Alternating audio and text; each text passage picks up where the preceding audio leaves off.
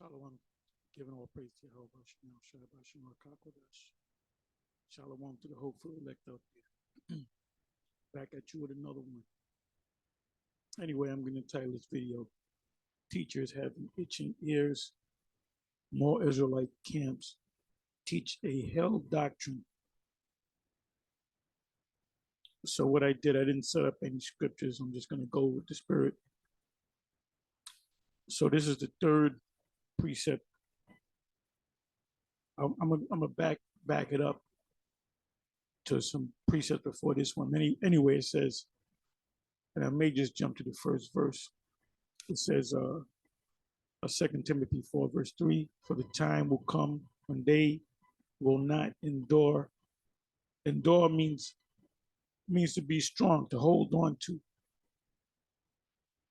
You know, if you're hanging off a cliff and your fingers get tired, you got to endure to hold on to it before you fall off the cliff. Or you holding something back, somebody trying to get in the door, you hold the door, you're enduring, you're using your strength to keep that negative from coming in.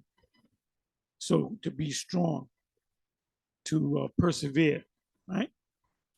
It said they will not endure sound doctrine. Sound meaning healthy, good doctrine, right doctrine. Now, Christianity is a totally opposite to the doctrine that we teach. And that's why they're coming against us. Because for years, they teach, you know, let's keep it real. American Christianity, it came over here that Europeans, Edomites, you know, are brought with them over here to the Americas, that you so-called Negroes, every last one of you Negroes and you tribes that follow the Christian doctrine, whether it be Roman Catholicism, Baptist, Jehovah's Witness, Seventh-day Adventist, Pentecostal, whatever it is, you all believe in a white Jesus. Now some of you, certain Jake churches are pulling out the picture and putting up a Jake with Jerry curls, Jerry curl beard, Jerry curl hairdo, long, look just like Caesar Borgia, but like his Negro brother. So that was part of your doctrine. You can't really bring it up now because it comes off as being racist. And people are saying, well, that was the Middle East. You know, people were darker back then. Some people say, oh, he looked like an Arab. I don't know where the fuck they got that from. And then what Arabs are you talking about? Are you talking about the TV Arabs? Or are you talking about the real Arabs? The real Arabs are dark skinned with woolly hair. You never been to the Arab world. You never been to Levant. I believe it was a Saudi Arabian team that this had to be, I don't know, 10, 15 years ago, something like that. You had the World Cup and you had the Saudi team, the soccer team. They're playing in the World Cup and every last one of them looked like Negroes. But that's Saudi Arabia. Anyway, so it says, for the time will come when they will not endure, hold on to sound doctrine that makes sense. Coming back to Christianity, they can't really push that white image no more because too many people. If you notice, you know, on your TV, cable, and all that, usually like the day before Easter, Palm Sunday, Easter week, have a lot of movies about Jesus and the 12, and they're always white people. They don't do that too much. You don't see too many, you know, Jesus movies no more because you can't. You get protested, man. You might get sued. You know, getting white actors to play Jesus. That's played the fuck out. Everybody knows that Jesus, so-called Jesus, I'm using the word Jesus, although I don't like framing that word out of my mouth, which it means nothing. Jesus means, well, that's the English way of saying the Lord. You know, the Hebrew way and the English, first of all, there's no such fucking English word for G. G is a goddamn letter. And sus is, what the fuck is a sus? That's not English. That would be considered a compound word. So what does sus mean? What does G mean? So they can't really push that white Jesus bullshit no more because it's played out. Another thing is hell, which the Christians, that's another thing they taught, was the hell doctrine, which goes back to Greek mythology. It really goes back to the Babylonians. That's as old as time. The whole hell doctrine. Every so-called religion had a place that if you didn't do the right thing, oh, even the Caesars, they would teach. That's where did I get that from? There's an actual document where it said the Caesars even taught if you don't follow the Caesar, that you're going to die and you're going to go to hell. So the pagan Roman Empire was really a part of a religion.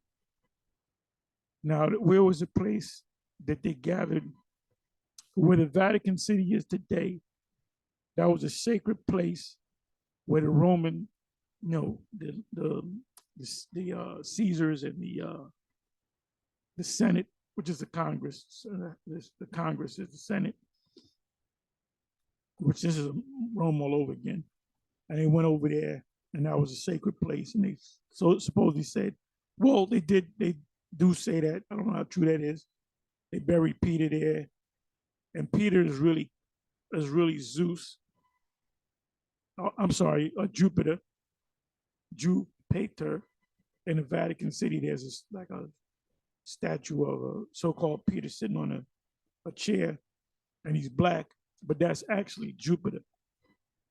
So really, when they speak about Peter, the founding of the Roman Catholic Church, that's really Jupiter, which goes back to Greek mythology. And Greek mythology is what? Stories. Like you got the DC comics and the Marvel comics. See these different superheroes. Those superheroes don't exist. They never existed. They just made up. The same thing with Zeus. Same thing with Jupiter. Same thing with Mercury. Same thing with Ares, which is Mars Hill, Mars Peak. His Greek name was Ares, which is the god of war. Greek mythology was Jake made all that up. So they made all that up, and they also made up hell, the hell doctrine. Habakkuk 2, what is it, 18? Made a matter of fact, let me go to that.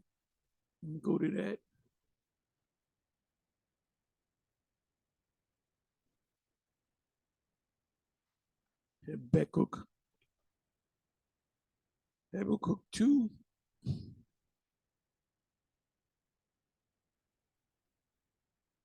and 18.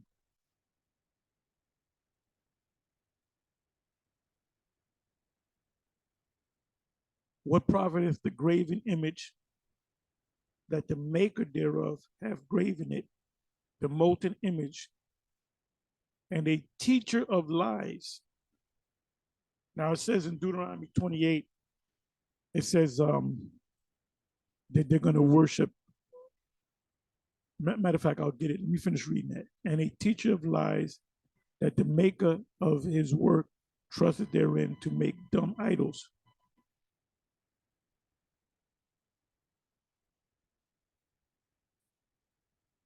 It says, woe unto him that saith to the wood, awake, to the dumb stone, arise.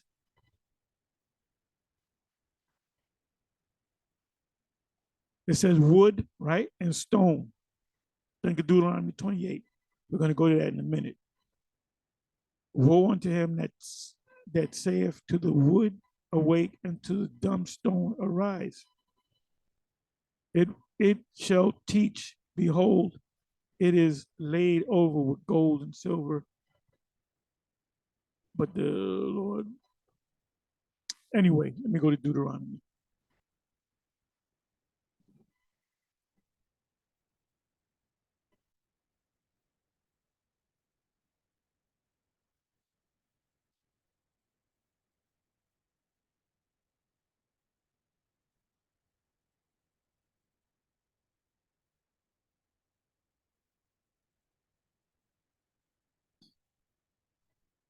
The Lord shall bring thee and thy king, which thou shalt set over thee, unto a nation which neither thou nor thy fathers have known, and there shalt thou serve other gods, wood and stone. And that's talking about what we're going through right now, currently, from the time that we came over here, not in the 1600s, not in 1619. The seven used to say, well, 1619, that's when the bulk of the slaves came in. No, the prophecy starts when the first slave comes to the Americas. The first slaves from Columbus were 500 indigenous, one of the tribes of Israel, Gad, that was taken back to Spain to serve as slaves. And it was around 15. I'm gonna not give you an exact year, but it was inside of the first 10 to 15 years of the 1500s, where you had a so-called black African slave from the West Coast come to the Americas. And one of the first places they went to was one of them, the which is called Española, which was named after Spanish, which you had Simeon. So you had a lot of Judites. So a lot of Simeonites are actually Judites, Benjaminites and Levi. And Levi and Simeon were living on the same island. And there was some mixing going on. So some of these Simeonites are Levites, some of them are Judites, some of them are Benjaminites. It says, and there shalt thou serve other gods, wood and stone. So the wood and stone is what? It's talking about the idols and the churches. The various idols that are made that you kiss and bow down to, you put it up in your house. You turn your house into a church, setting up a shrine in your church of idols made out of wood and stone. But it was you also worship the church that you went to. You worship inside the church. You had idols in the church. So this is all part of your Christianity. So the Most High took us, tapped us in our brains and our spirits and woke us up. So now we're out here on the highways and the byways, telling the people that they're the Israelites and the Messiah is not white and so forth. So that's why you have such a pushback from Christians, because they've been ruling with that bullshit for so long that they know that their rulership is going down. That spirit of Christianity is going down. So that's why they attack us the way we do. So let me come back over here. It said, for the time will come when they will not endure sound doctrine, but after their own lust shall they heap to themselves teachers having itching ears. I want to go to the first verse.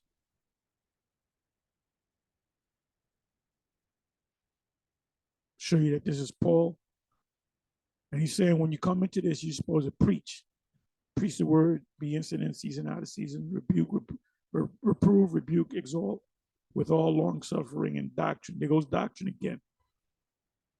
For the time will come when they will not endure sound doctrine. Jake is not listening. So what's going to happen to the Jakes that don't listen? They will be destroyed by fire, along with Esau and the other nations. They're going to be left behind to be destroyed. If you're in the Islam, you're going to be destroyed. If you're Catholic, you're going to be destroyed. And I'm talking about in America, because salvation, when the Lord speaks about salvation, he's talking about being saved from the destruction of fire, which is America, and you got Israel too.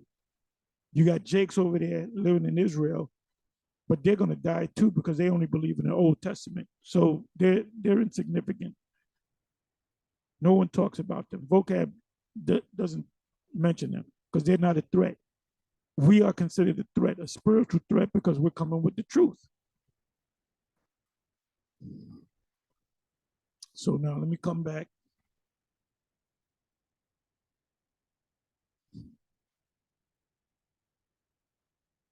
First Timothy 4, verse 1. Now the Spirit speaketh expressly that in the latter times, or in the latter times, some shall depart from the faith. So a lot of you came into this back in the 90s, 80s, whatever, early 2000s, and a lot of you have fallen off. A lot of you have become teachers, and it got played out. It ain't sexy no more, so you don't go out no more, or you take the whole winter off, most of the year off, and you come out, or you might take a trip. If there's a big rally down in DC, you go down to DC, set up camp, or you come out. You rarely come out. You rarely even do videos, and you know that you're Israelites, and you told the world that you're prophets. So guess what? Prophets don't take breaks. It says, giving heed to seducing spirits and doctrines of devils. Seducing spirits and doctrines of devils. A doctrine is what? How can I say, a philosophy, a thought, a group of thoughts in some type of order. Like the doctrine of Islam is you go by the Quran. That's a go-to book, right? The doctrine of Christianity is supposed to be the Bible, the scriptures, but they break the scriptures down wrong. They teach the hell doctrine. They teach Jesus is white. They teach all nations can make it, which is clearly not in the scriptures. So that's a seducing spirit and doctrines of devil. Now, let me look up the word doctrine in the Greek.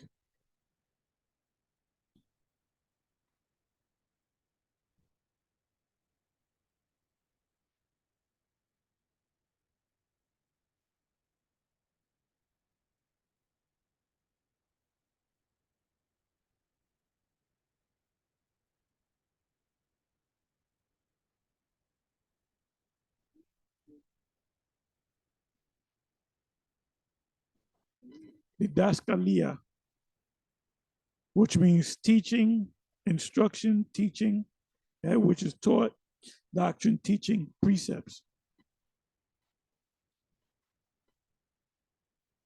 So you know what I want to do? I want to go to,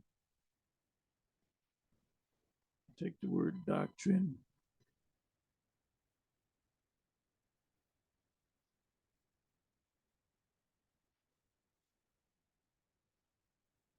Copy. And I go to this. Now, I already know that the first precept on doctrine, as it says, my doctrine shall drop as the rain. My doctrine shall drop as the rain. My speech shall distill as the dew, as a small rain upon the tender herb, and as the showers upon the grass. So we're a threat to Christianity because we're all over the place. Now, Vocab put up a video, but I don't know, I think it's going to show on May 2nd, where it says something to the effect, I'm not going to go to it, it says something to the effect of, you got to get notification. But it's on May 2nd, and I'll watch it and I'll speak on it.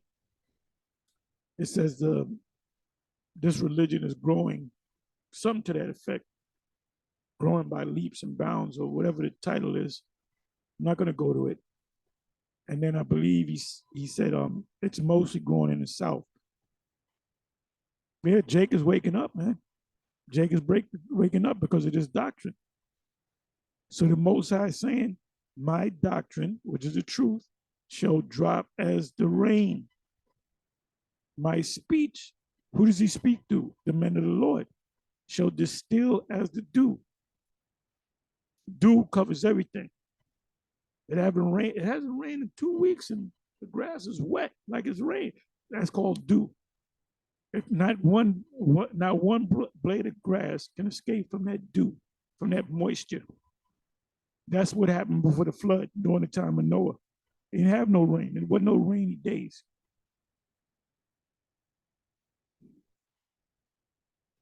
So I want to look up the word doctrine in the Hebrew.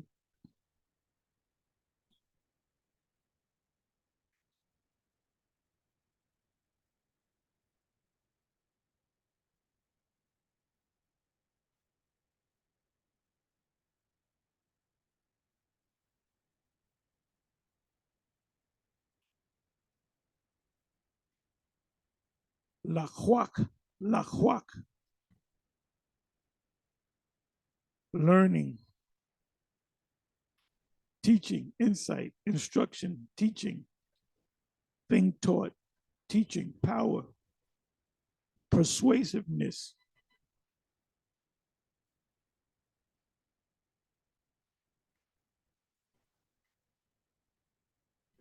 So we come back over here.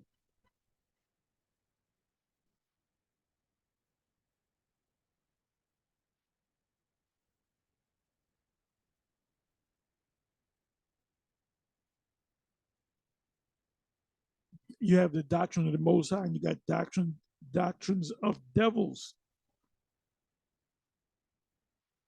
giving heed to seducing spirits and doctrines of devils.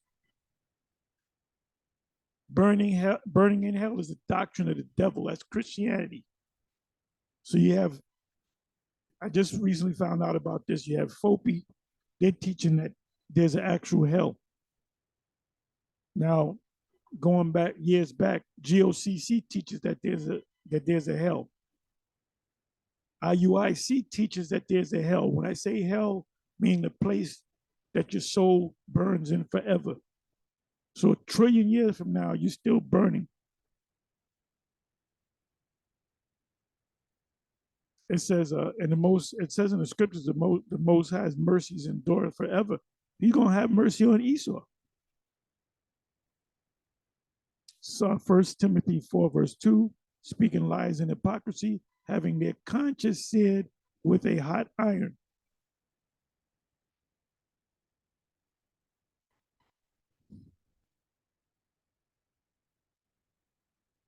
First verse, apostasy.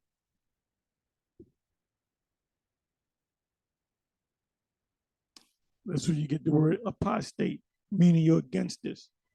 The ones that fell out and went back into the world and doing whatever the hell they're doing, they got to believe in something. They would be considered apostates. It says, now the Spirit speaketh expressly that in the latter times some shall depart from the faith, giving heed to seducing spirits, and you get seduced by it. And doctrines of devils, speaking lies and hypocrisy, having their conscience seared with a hot iron, forbidding to marry and commanding to abstain from meats, which the Most High have created to be received in thanksgiving of them which believe and know the truth, the whole truth, 100% truth. For every creature of the Most High is good and nothing to be refused.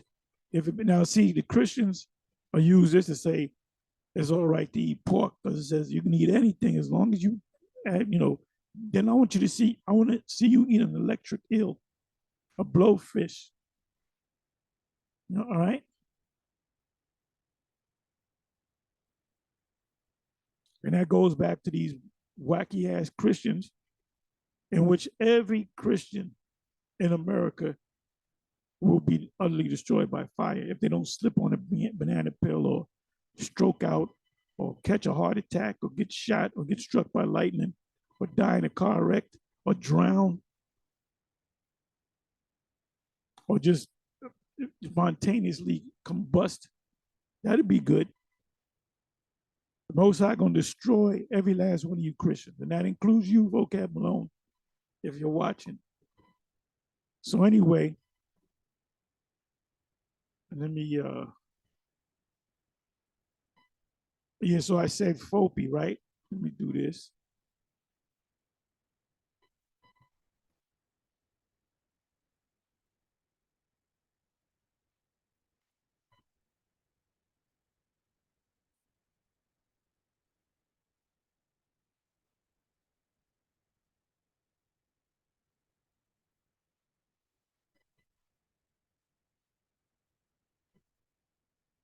Bear with me for a minute.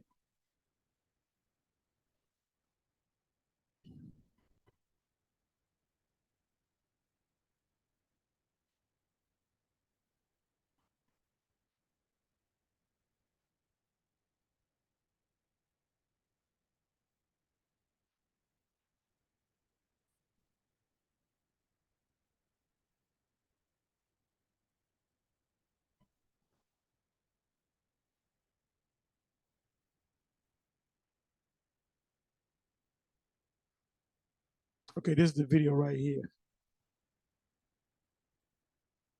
There's some young Jake that said, if you watch the video, he said he died 2 times and he actually went to hell and he met Satan. So this is from Phobie Civil War, Shawsham, where do we go after death? He will tell you, sheol. So now the word sheol, let's see what the word sheol means.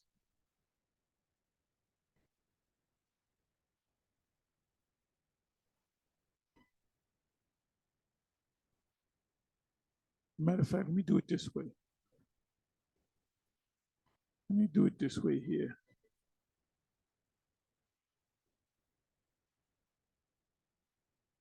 So for the record, GOCC been teaching that there's a place called hell that you burn forever if you're not right with the Most High. If you're not right with Ahaya by Shem Yeshaya. And most recently, we found out that the IUIC teaches that the lake of fire in Revelation, because it's written in Revelation more than once, the lake of fire is an eternal place of hell where you burn forever. So that's on the record. We did videos on it. Because we're the true defenders of the gospel. Anytime somebody goes off in Israel or Christian or whatever, especially an Israelite group, we'll do a video condemning it. So you got 3 Israelite groups that you can kind of say are former One Westers, the IUIC's former One West. That was never taught in it was, brought up by Yeshaya, and then later by Tazadakia. He brought that up about hell. And Apollyon is an actual guy down there, and the first thing he does, he punches you in the face.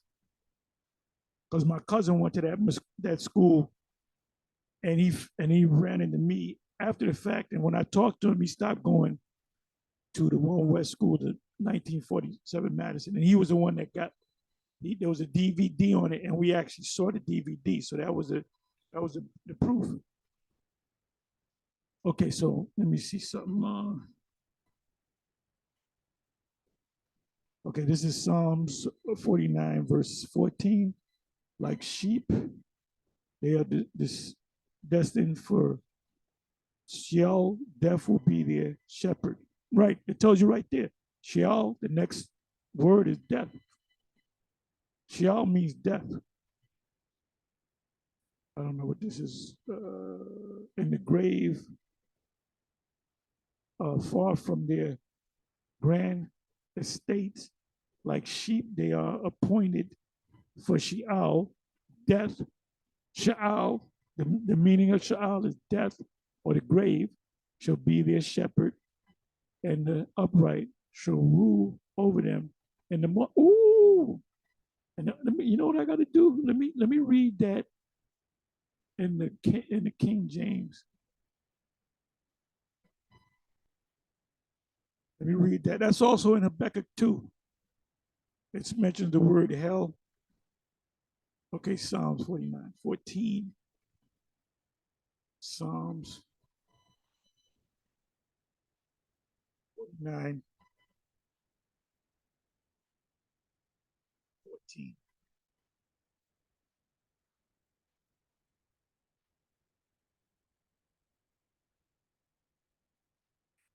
Like sheep, they are laid in the grave, death, grave.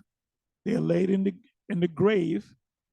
Now the word there And another translation would be sheol, what I just read. Let me do this. Let me do this.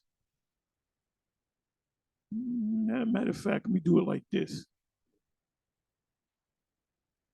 Let me bring it back. Let me bring it back.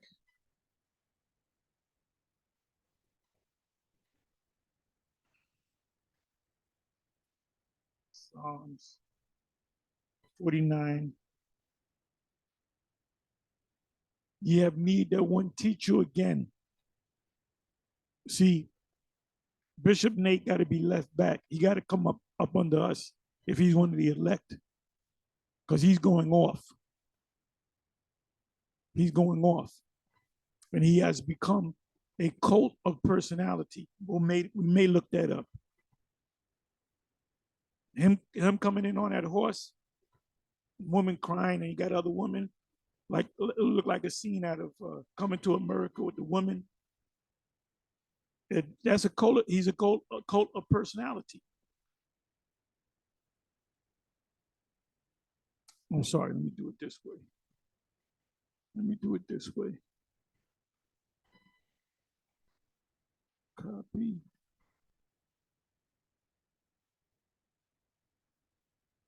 So the word there is sheol, right? It's different in the King James. It says grave.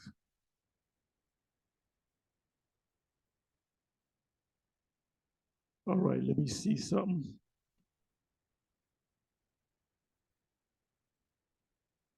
See, there you got the word sheol. Matter of fact, let me do this.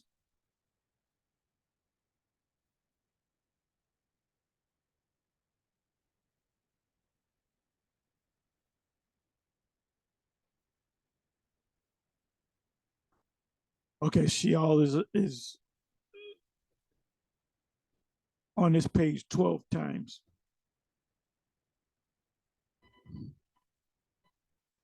English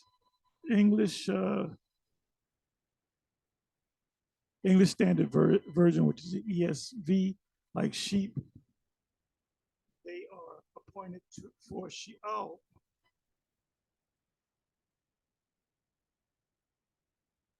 And right here, it's just in the New International Version, it says NIV, it says die, destined to die. That's why these Christians are so confused. It said, like sheep, they are appointed for sheol. Oh, that's hell. When you look it up, it means hell. You're going to burn in hell. The definition of the word sheol is a Hebrew word for death or pit. Shall be their shepherds, and the upright shall rule over them in the morning. That's really talking about the enemies of ours. All of them are going to die, and in the morning, our morning, we're going to rule over them, because we are the upright. We are the upright. So ultimately, this man must go down. Esau must come to the end, and Jacob. Esau is the end of the world, so he's going to die as a society, as a people, as a race. He's going to be on the bottom. He's going to maintain his race, though. His rulership is going to die. It says, so that's Esau and the other nations. It says, death shall be their shepherd. What does a shepherd do? He leads the sheep, right? So death is, you're going to follow death, meaning you're going to be in the grave. You have no power to come out the grave. And the upright, the Israelites in the kingdom, shall rule over them in the morning. Our morning, right? In the morning, they shall divide the spoils. Genesis 49, on dealing with Benjamin. Their form shall be consumed in sheol. Well, fire consumes you, yes, but also the worm, the place where the worm dieth not, and the fire is not quenched. The fire is not quenched is talking about the missiles. The place where the worm dieth not is a body inside of the ground. What eats you up is what the bacteria that's in your body, that You have an immune system. When the immune system dies, the bacteria, the worms, the parasites, they eat you with no place to dwell. Here's sheol again. Okay, so here, this is the King James, right? New King James. Let me go to the King James. Okay, King James. Like sheep, they are laid in the grave. Death shall feed on them. That's the worms, parasites, bacteria. That's how you decompose. Consume means to decompose, break down. And the upright shall have dominion over them. The upright shall have dominion over them. Talking about the Israelites, we're going to rule over you and the other nations.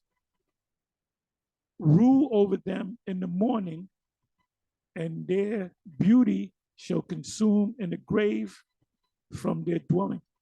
In other words, everything that has anything to do with Esau's buildings and all that's going to be done away with. All those buildings in Europe and around the world, those different structures, they're all going to be knocked down. Everything's going to be based upon the law.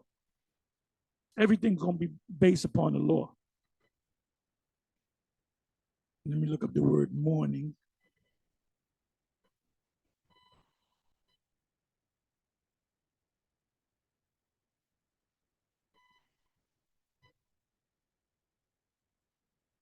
See, if these Christians would just, go to these commentaries and read Bible dictionaries and understand some Hebrew and some Greek, they would get it. They wouldn't be saying that hell is a place that you burn in forever. Show me one scripture in the Old Testament where it describes hell as a place that you burn forever. Now that's in Deuteronomy 32, but they ain't talking about hell that a soul burned forever. The only time it's described as a place that you burn, you're in the underworld and you burn, is in the book of Luke, the rich man and Lazarus, but that was a parable. So now, okay, we got the word mourning, right?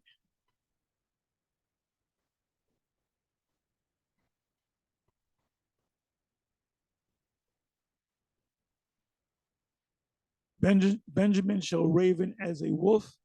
In the morning, he shall. What are we going to do in the morning? We're going to rule over you. In the morning, your kingdom is going to die. And when you wake up, we're going to rule over you. In the morning. The morning is code for the kingdom. So it says, in the morning, he shall devour the prey, and at night, he shall divide the spoil. So in the morning, that's when Micah 5, verse 7 kicks in. Baruch 4, really the whole chapter, mainly starting from the 15th verse. 25th verse said, we're going to have our foot on your necks. So that's the morning. When you start getting torn down, and then the kingdom comes in. That's the beginning of the kingdom. When you start getting your ass kicked, you start going down. You see these Jake women beating the shit out of these Edomite women. That's the morning. That's the crack of dawn.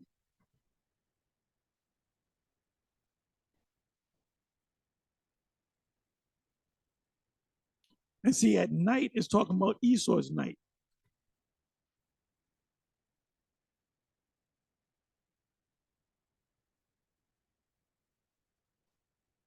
Midnight is what? Midnight goes into the morning hours, right? 1 minute after midnight is the morning hours.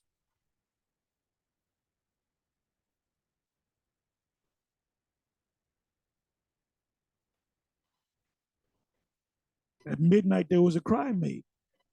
Matthew 25. Okay, what am I looking for?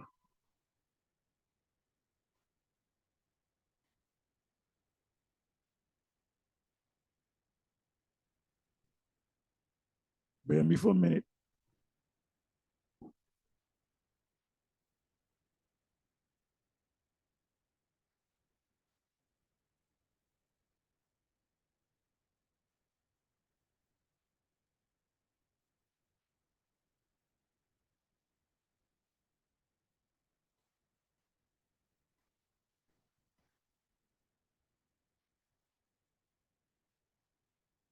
Bear with me for a minute.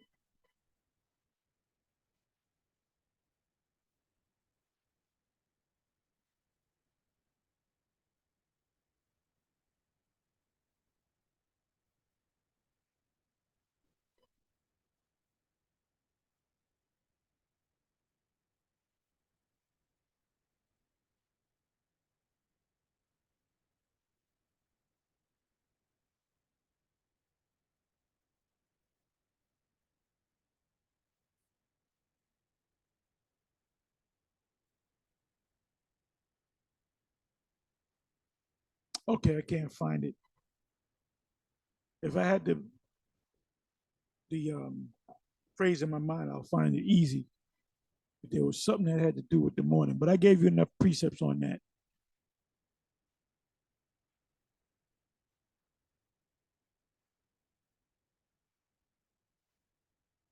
Let me try the word midnight.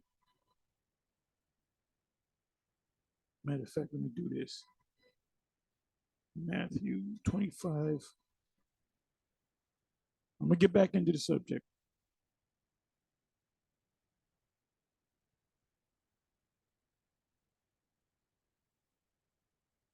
And at midnight there was a cry made, behold, the bridegroom cometh, go ye out to meet him. So the midnight is Esau's midnight. 1 minute after midnight is count up to the morning. So we're in midnight. We've been in midnight. When we went out on the highways, or when we go out on the highways and the byways, we do these sit downs. That's the midnight. That's the midnight. So now we're coming to the crack of dawn, the dawn. We're coming to the dawn. So midnight represents Esau's going down and us coming up.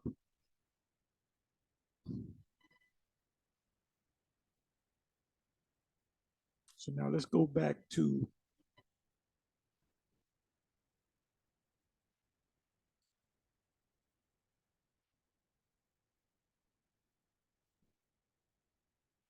let me just put in hell.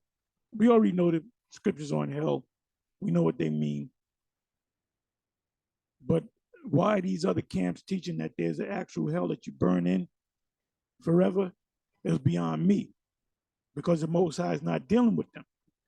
Most High is not dealing with Fopi. The Most High is not dealing with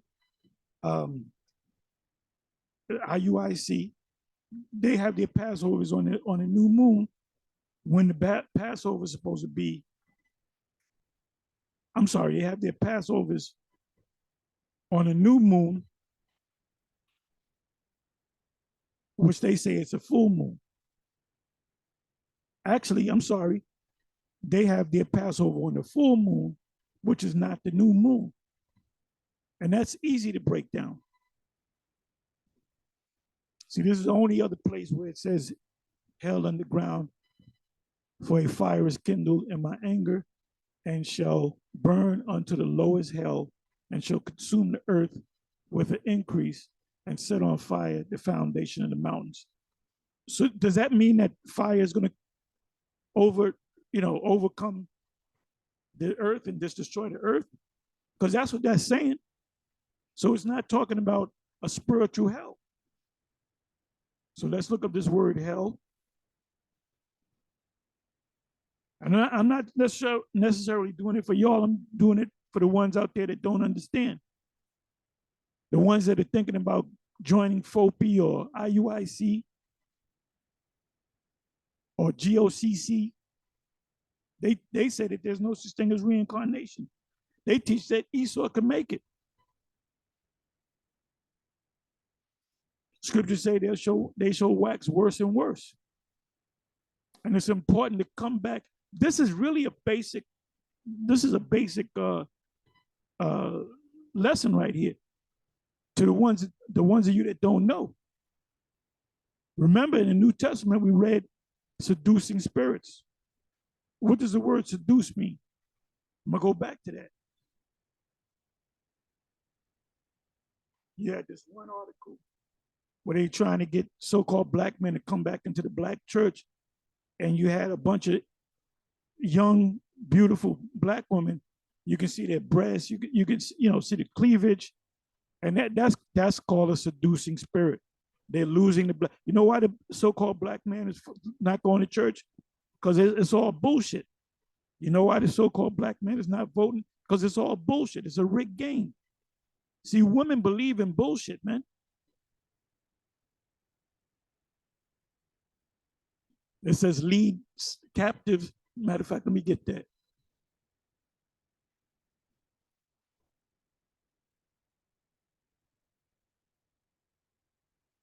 Silly,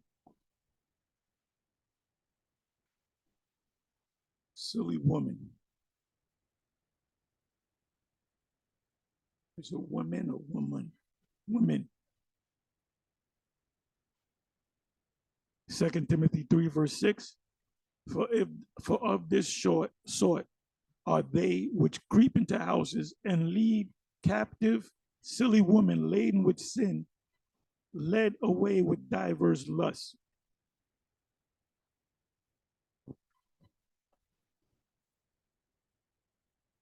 See, now I said that, when this guy came in on the horse, you had the woman crying, "Oh my goodness, it's him!" Like he was the Messiah, like he was Hosanna, Hosanna, Hosanna to the highest. And that's called a cult of personality. And you know what's dangerous about that? The fact that he said that there's a place called hell, people are going to go by it. They're not going to question it because God just said that.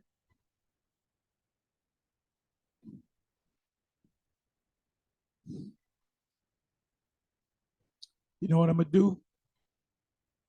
Now, this Christian, bald-headed Christian said this, so I'm going to go to this. Let me do this.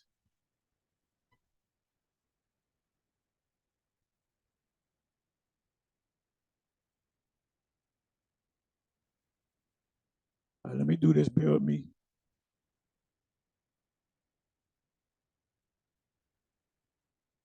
The Apostle Paul bitten by a snake.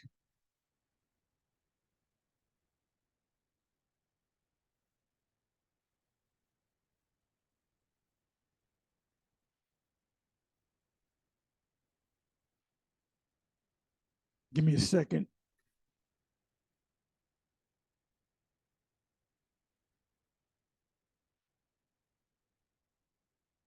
Okay, let me read it here. I may go to the King James. Paul in Acts 28, like the famous hero. Let me read. Let me read it. Let me read it in.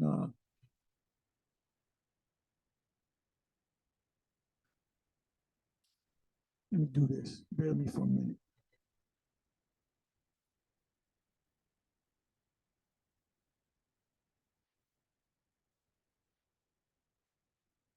Acts 28.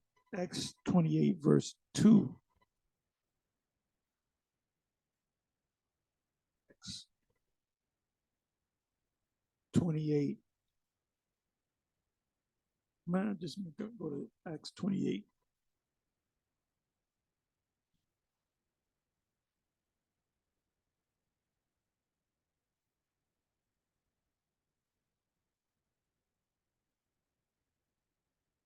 Okay, I'll start from the top. Safe at Malta. You had Israelites on Malta. You had the elite, I believe it was the Knights Templars. They were from Malta. The Knights of Malta, those were Jakes.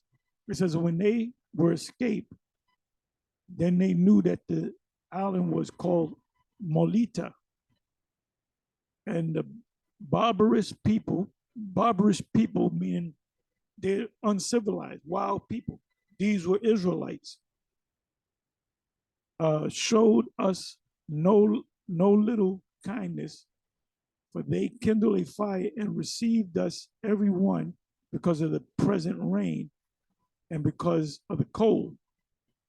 And when Paul had gathered a bundle of sticks and laid them on the fire, there came a viper out of the heat and fastened on his hand.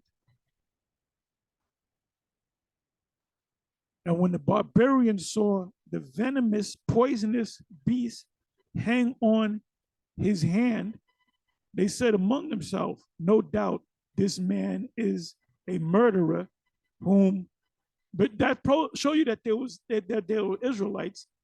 You know, it says, I'm not going to go to it, but it says in, matter of fact, I am going to go to it. Let me just go to it. I believe that's Romans. I believe that's Romans 2:8. Let's see if I'm correct. Let's see if I'm correct.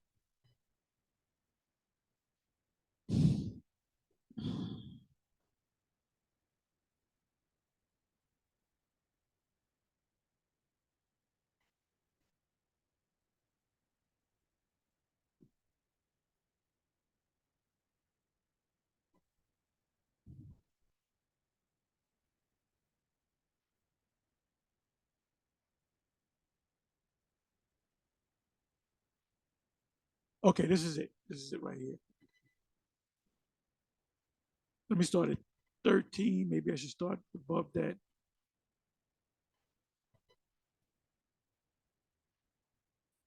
Okay, 14. For when the Gentiles, which these barbarous ones, the barbarians, which are Israelites, and proved you that they were Israelites, on the Isle of Malta or Melita, which have not the law, do by nature the things contained in the law, these having not the law are a law unto themselves. So now let's come back over here. It says, and the barbarians saw the venomous beast hang on his hand. They said among themselves, no doubt this man is a murderer, whom, though he hath escaped the sea, yet vengeance suffereth not to live. So what they're saying is, this guy did something wicked, and the Most High got him. He was on the sea, and the ship was supposed to sink and capsize, but he made it, and he figured he was safe.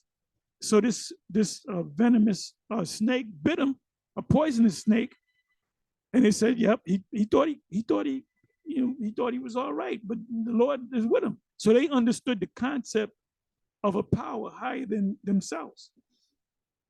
It says, "No doubt this man is a murderer, whom, though he hath escaped the sea, yet vengeance suffereth not to live." And he shook off the beast into the fire and felt no harm. So the venomous snake obviously bit him, right? So it says, howbeit they looked when he should have swollen or fallen down dead suddenly, but after they had looked a great while and saw no harm come to him, they changed their minds and said that he was a god. He was a god. So they looked at him, no, these are gods. These are gods. Let me finish reading. In the same quarters were possessions of the chief men, a man of the island, whose name was Publius, who received us and lodged us 3 days courteously. I'm trying to find the part where it said, bear me for a minute.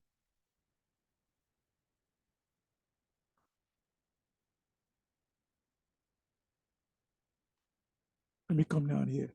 29th verse. So I'm gonna get back into it. This is gonna lead to what I want. It says, so when this was done, others also which had diseases and ailing came and were healed, who also honored us with many honors, and when we departed, they laded us with such things as were necessary. Give me a second. I don't think this is it. Bear with me. So I didn't put this together. I'm just going by the Spirit.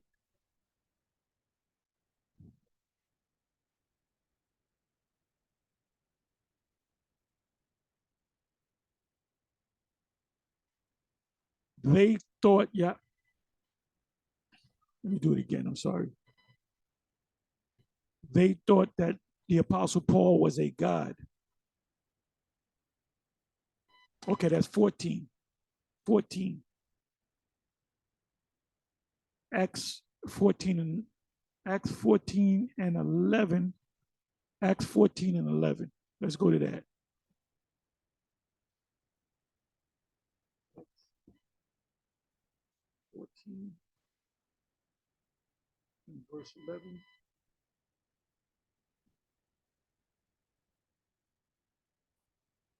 Now, I just read from Acts 28, and it said how the venomous snake bit him. He didn't die. And then after that, they saw that. They figured, well, he's going to die. He's going to drop dead. It'll be about an hour. He's going to swell up. He's going to die. And he didn't. So what they did was they got people that were sick, and they brought the people to Paul, and Paul healed them. So this. I thought it was in the 28, but it's the 14th chapter. And when the people saw that Paul, let me come up here.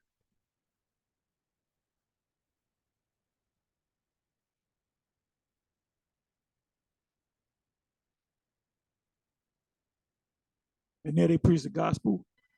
And there sat a certain man at Lystra, impotent in his feet, being a cripple from his mother's womb, who never had walked. The same heard Paul speak, who steadfastly beholding him and perceiving that he had faith to be healed. So Paul had spiritual power, said with a loud voice, stand upright on thy feet. And he leaped and walked. It says, and when the people saw what Paul had done, they lifted up their voice or voices, saying in the speech of the Laconia, the gods are come down to us in the likeness of men. So they made him a cult of personality. They made him a god. God man. There's a term called demigod. You know what I'm going to do? Let me look up the word God or gods. So Bishop Nathaniel became a God man. He became a cult of personality. Got the woman crying, got the other woman waving, and nobody questions this guy.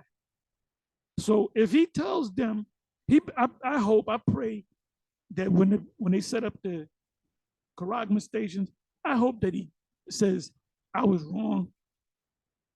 Don't take it. I hope he says something like that. But if he tells that congregation, don't worry about it, go ahead and take it. You got to take it in order for you to eat. They're gonna follow him. They're gonna follow him. Trust me, they're gonna follow him. So the only thing you can do is hope and pray for the sake of them dummies that he tells them the truth.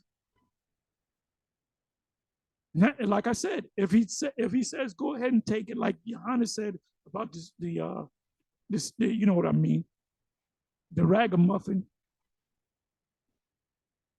the juicy juice, whatever you want to call it. The General Johanna said go ahead and take it. I don't know how many of them guys took it, but he's going to have the answer for that. And is he going to tell them when they set up the Charagma stations, is he going to say, don't take it or take it? If he does say take it, they're going to take it because they're in a zombified state. That's why we call you guys zombies. So the word there is theos, right? God. A god, a god, a god, a goddess, a goddess, a general name of deities or divinities, the Godhead, Trinity, God the Father, the first person in the Trinity, Christ, the Holy Spirit. It also says judges, right? So when they said that Paul was a god, come back again.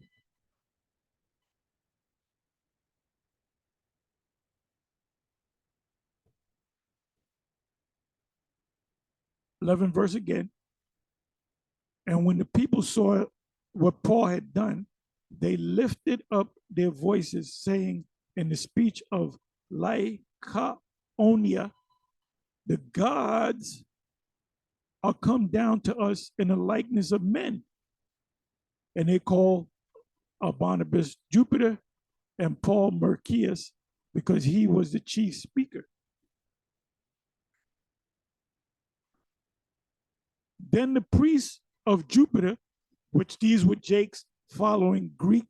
This is beautiful because this answers the question about the Gentiles being Israelites. These were people. Matter of fact, let me do this.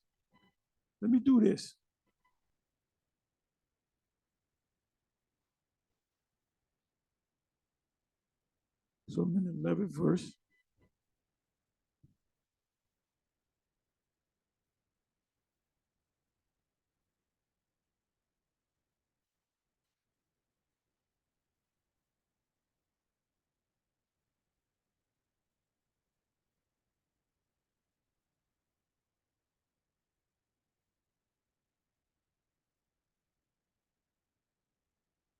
Let me go to the root of the word.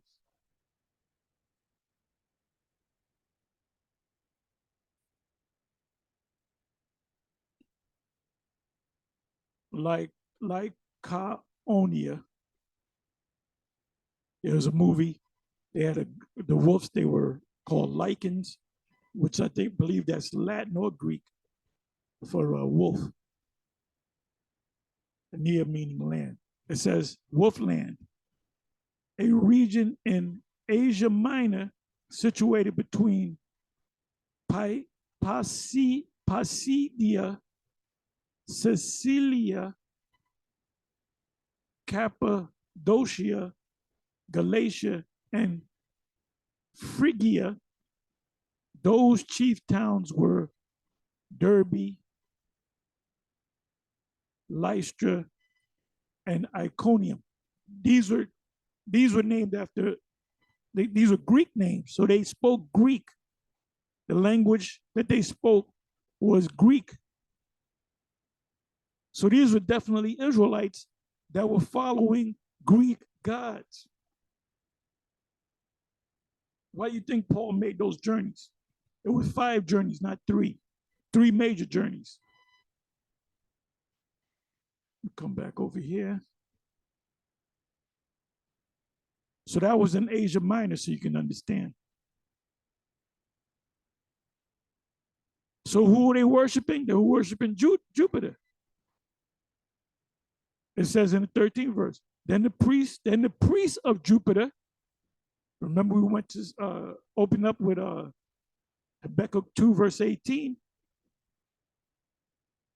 Then the priest of Jupiter, which was before their city, brought oxen and garlands unto the gates, and would have done sacrifice with the people. Which when the apostles Barnabas and Paul heard of, they rent their clothes and ran in among the people, crying out and saying, Sirs, why do ye these things? Why are you getting these cattle together and bowing down to us and saying, these guys are gods. These guys are gods. These men are gods. We also are men of like persons with you, and preach unto you that ye should turn from these vanities. That's why they were called Gentiles. That's why the Apostle Paul said in 1 Corinthians, what is that? 1 Corinthians 12 chapter, the first couple of verses, ye were Gentiles carried away by these dumb idols.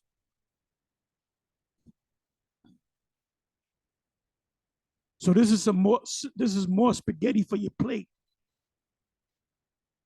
And these Christians, see, it says Gentiles, who we can come.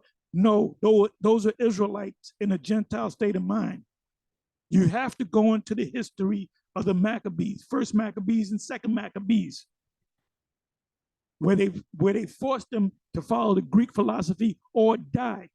Don't circumcise your kids, eat pork, dress in the Greek fashion, wear a hat, bow down to Zeus, speak Greek. What do you think the Septuagint was all about? The Septuagint was not written for Greek people to read. It was written for Israelites that spoke Greek. This is why we have the English Bible, the King James, and the other various versions of the Bible, the NIV, the NLT. But we go by the King James for the most part. The reason why the Bible is written in English is for us now because we speak English. Back then, they spoke Greek. So the Septuagint came about long before Paul came on the scene. The Septuagint was written by Israelites that spoke Hebrew, were scholars, and they translated the book into Greek, just like they translated the book into the English. King James was an Israelite. So the Most High set up King James and others to write this book together. It says, and saying, sirs, why do ye these things?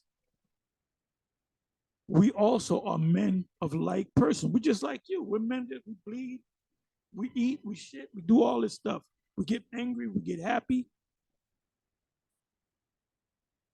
If it's too hot, we gotta get under the shade. If it rains, we gotta get up under a tree.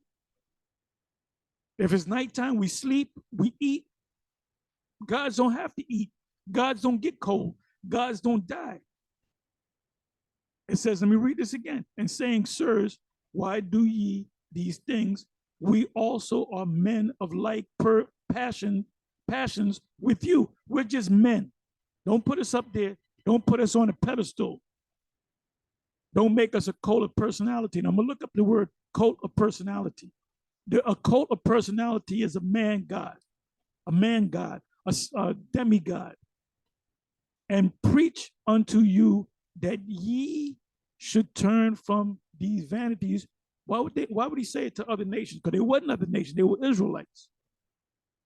Unto the living power which made heaven and earth and the sea and all things that are therein, who in times past suffered all nations to walk in their own ways.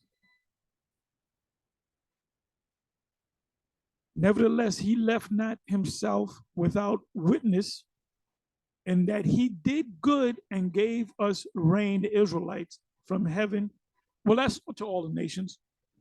It says the rain falls upon the good, the evil, and the just. I'm merely paraphrasing. And fruitful seasons are filling our hearts with food and gladness.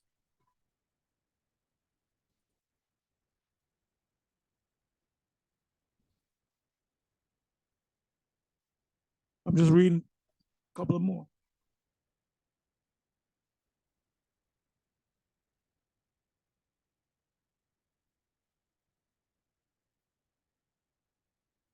Now check this out. This is when the Apostle Paul in what is it? Is it first? I believe it's 2 Corinthians 12, if not 1 Corinthians 12, 2 Corinthians 12, where he goes into the spiritual realm. This is the account right here. He said, I remember a man about 14 years ago, and there came thither certain Jews from Antioch and Iconium, and persuaded the people, and having stoned Paul, drew him out of the city, supposing he had been dead. And he was dead. He had an out of body experience. Howbeit, as the disciples stood around about him, he rose up and came into the city, and the next day he departed with Barnabas to Derbe. So they didn't want the fact that these Jews, they looked at those people, which were actually Israelites, but they had funny haircuts, bald-headed, tribal marks, tattoos. They wasn't circumcised. They were eating pork. He was like, them are Gentiles. We ain't dealing with them. Most I ain't dealing with them people, but they were Israelites. See, this is what these Christians don't understand. But that's some more spaghetti for your plate. Anyway, with that, I'm not going to really go all into the hell doctrine. You already know it. Anytime you go through the word hell, let me do this. Okay, let me come back over here. Psalms 49:14, right? It says sheol, right?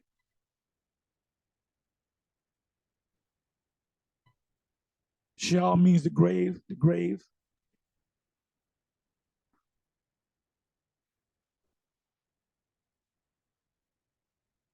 Sheol, Sheol.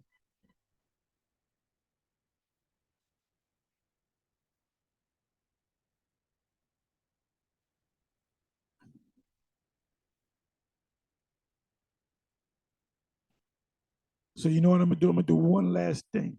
Let me go to the commentary.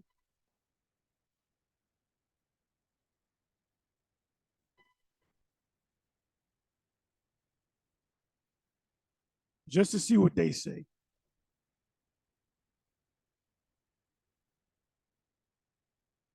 Like sheep are they put into Sheol. Death shepherdeth them, and the upright have dominion over them in the morning, our morning. And and their and their form shall consume, that it have no more habitation. That's ultimately talking about Esau's kingdom.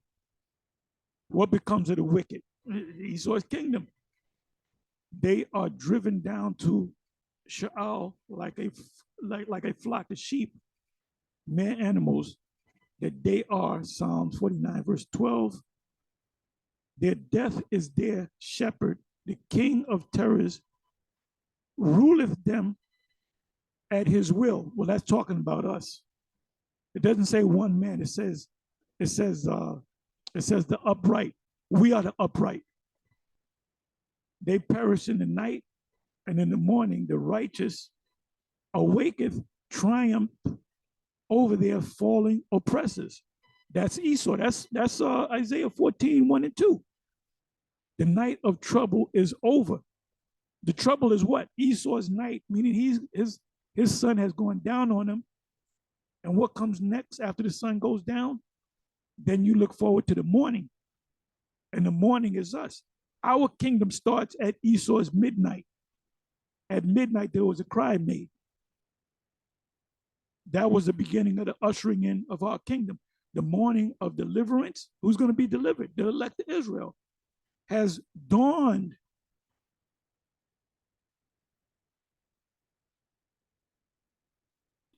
But what is meant by the morning? Not as yet the resurrection morning, they're right, but the morning of the day which Yahweh is making, meaning the kingdom, in which all the proud, Esau, Obadiah 1, and all that work wickedness, Esau, shall be as stubble, Obadiah 1:18. And ye shall tread down the wicked,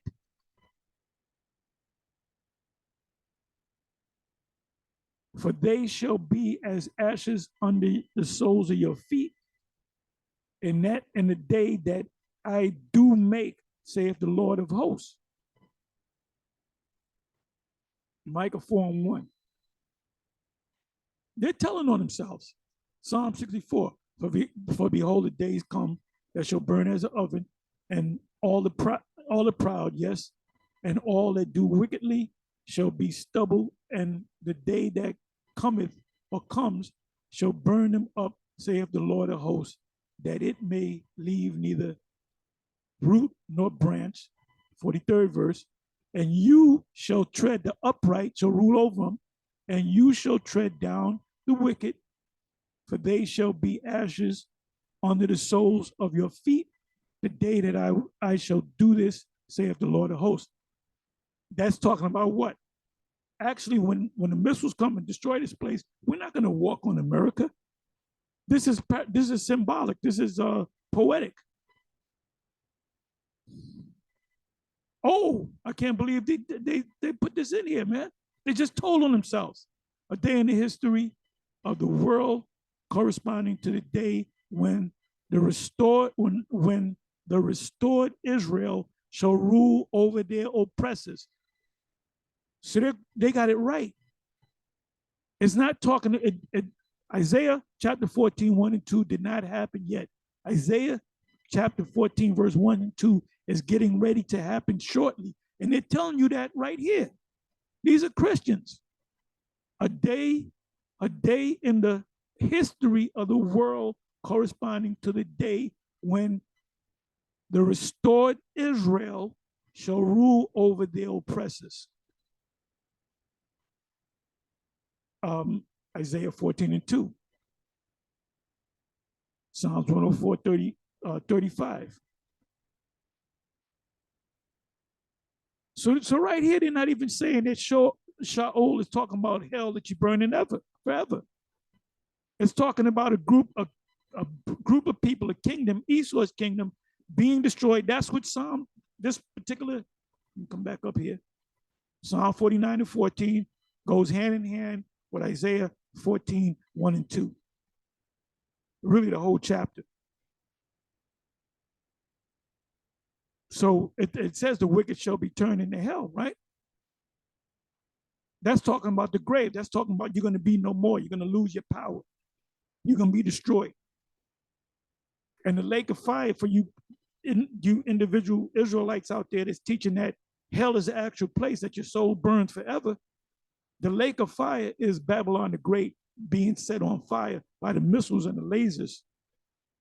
And John looking down on America with what's called a bird's eye view or a schematic. So y'all better get it together, man. Y'all better get it together. Scripture warned you about adding to the word and taking away from the word. And you three groups are guilty of that, man. Oh, let me do this. Let me look up cult of personality. Remember when they praised Paul as a god, he said, I'm not a god, I'm just like you, I'm a man. I have the same passions that you have.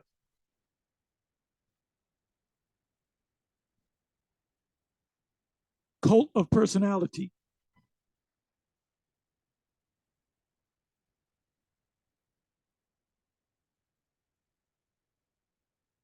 Okay, let me do this.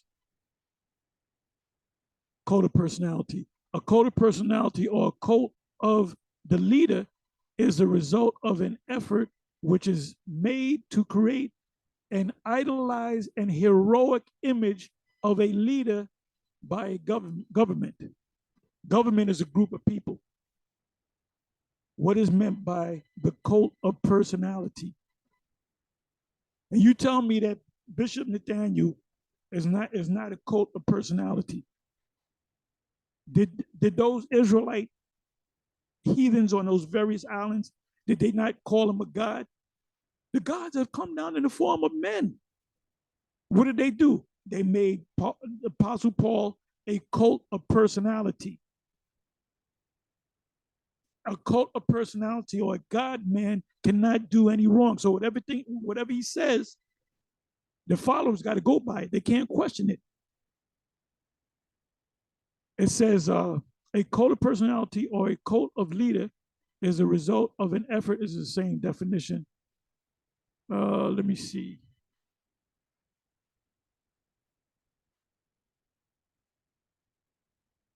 What is an example of a cult of personality? Let's deal with examples. The personality cult of a Benito Mussolini was in many respects the unifying force of the fascist regime, acting as a common denominator for various political groups and social classes in both the fascist party and the wider Italian society. He was a character, man. He was a character. Hitler was a cult of personality. Michael Jackson was a cult of personality. Prince was a cult of personality. But that's in the music business. But a cult of personality is more like Donald Trump is a cult of personality.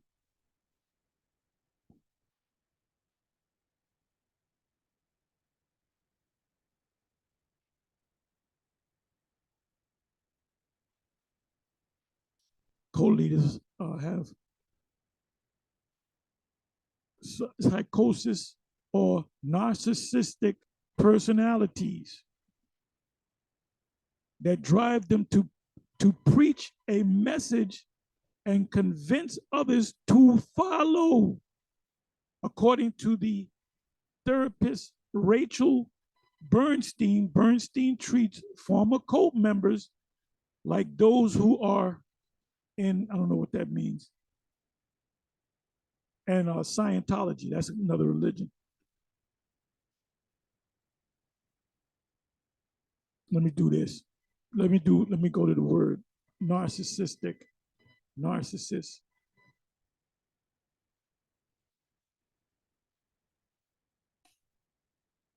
Tazadaki was a code of personality. If you question anything that he said, you got kicked out or beat up. Okay, so what are the symptoms of a narcissistic personality disorder? Sense of self-importance. I'm the motherfucker. I'm the macaroni. I'm the guy in the room. I'm the star in the room. Preoccupation with power, beauty, or success. Entitled. Any man that get on a horse and riding a horse and waving like he's Caesar, that's a cult. That's a symptom of a cult of personality. A narcissist can only be around people who are important or special. Interpersonally exploitative for their own gain, arrogant, lack empathy, must be admired.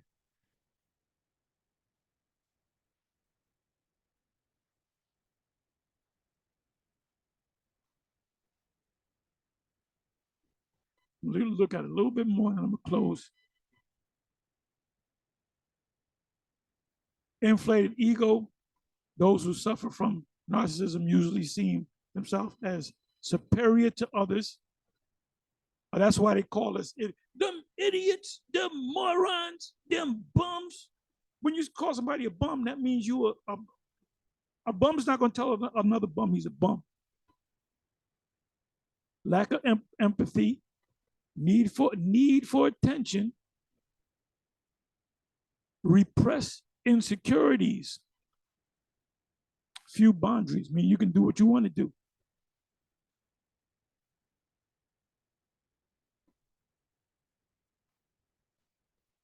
Let me see this. What is the number one trait of a narcissist? Superiority is the number one sign of a narcissist. This is different from self-confidence alone. The world of the narcissist is all about good and bad, superior and inferior, and right and wrong. There is a definite hierarchy, which the narcissist at the top, which is the only place they feel safe. So we tell you over and over again, we're not to be put on a pedestal. We're just men that teach this work. That's all we do. We get our our crown on the head and the throne and everything that goes with it in the kingdom. The reward will come in the kingdom, man. So he wants his kingdom right now. So like I said, him teaching about, and I'm surprised that I can understand Fopi teaching it, or even GOCC teaching it. Hell is the actual place that you burn in. But for somebody that was a part of One West, to teach that there's a place called hell, something wrong right there, man. The Most High is not dealing with you. And remember, you're in danger of, or you're guilty of, taking away from the word and adding to the word. And you know what happens to the people that take away or add from the word or take away from the word? they they're they're they're cast into the lake of fire. Read that, Revelation 22, 18 and 19. The 19th verse said, they are, anyone that casts, take away the word or add to the word, they are, take away from the word, add to the word, they are cast into the lake of fire. Matter of fact, I'm gonna read it just in case you lazy and you don't want to read it. So if there is a place called hell, you're gonna go to it.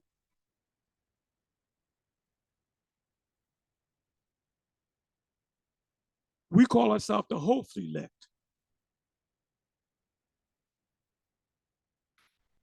19th verse.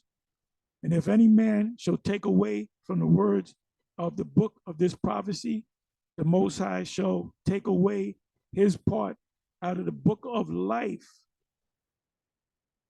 and out of the holy city and from the things which are written in the book.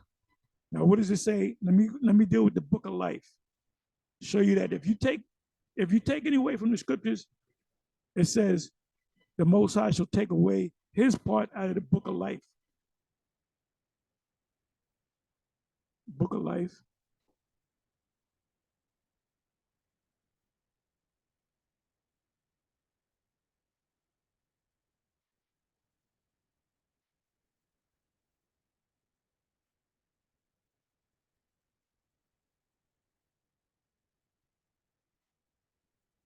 So if you're taken out of the book of life, guess what? Revelation 20, verse 15, and whosoever was not found written in the book of life was cast into the lake of fire. So it says, anybody that, and any that shall take away from the words of the book of this prophecy, the Most High shall take away his part out of the book of life.